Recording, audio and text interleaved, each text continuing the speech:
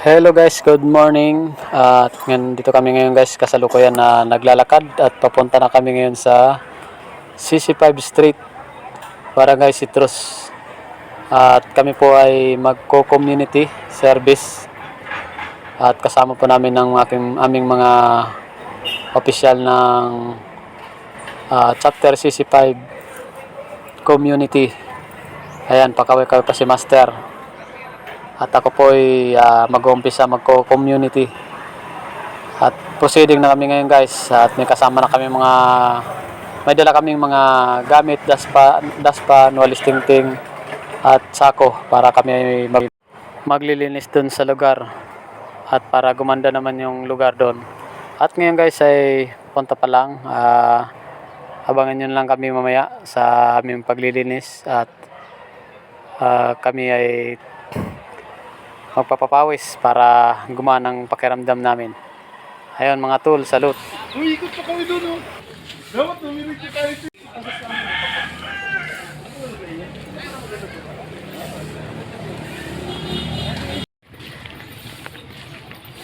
Dito ka. Diretso lang dyan. Bukit tayo ron, no? Patarik pa, mga. Diabas yun. Dito na kami sa lokasyon kung saan kami magko-community. Lugar CC5 Kalye-Pogi.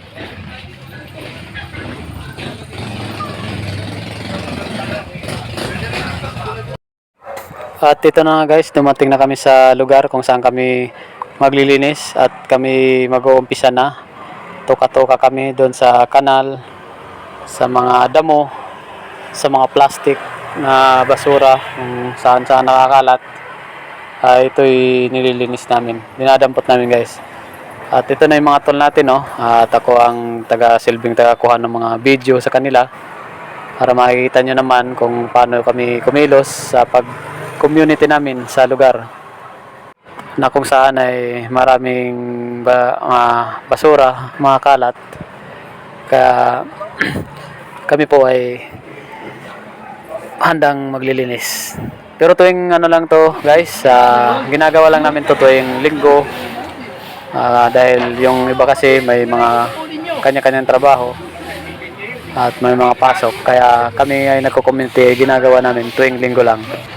Ayan guys, marami na kaming nakukuhang mga basura at mga dahon-dahon sa kanal. At dito na kami, lumipat na kami sa ibang lugar na papunta na sa aming tindahan at kasama namin si Kuya Bonsoy, Tol Bonsoy pala, at napakasisipag ng aming mga katol. At ito pa yung mga officer na talagang todo linis kahit dun sa kanal na sa harap namin ng pilahan namin. At sila'y binubungkal nila ang mga basura dun at nilalagay sa sako. Ito guys, makikita natin dito kung gaano kasisipag itong ating mga katol.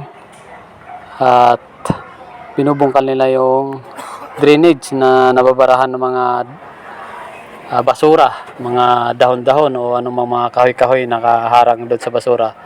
At itong aking tol na kumpare na si Vicente alias Kamote.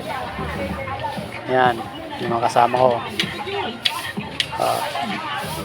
Talagang todo linis sa lugar. At ating si Tol Cosme.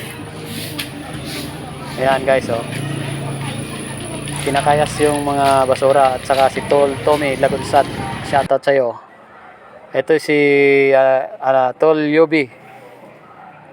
Talagang dinadampot niya yung basura sa kanal, sa drainage, dahil dyan nang mumula yung bara. Ayan guys, nakita nyo naman kung gaano karaming basura na nilagay namin sa sako ngayon. At doon tutumpok namin yan doon sa kay aming master na si Lyubi, doon sa may harapan ng gilid kalsada. At ngayon guys, hanggang dito lang yung aking video dahil medyo maiksi lang yung kuha ko dahil madalian lang to. At sana guys, huwag niyong kalimutan mag-follow sa aking Facebook page, Boy Kaig Vlog. At paki-share na rin, like and comment at para magiging update kayo guys sa aking mga upload na video tuwing kami may community service sa kung saang lugar. At maraming salamat guys sa inyo at God bless you all.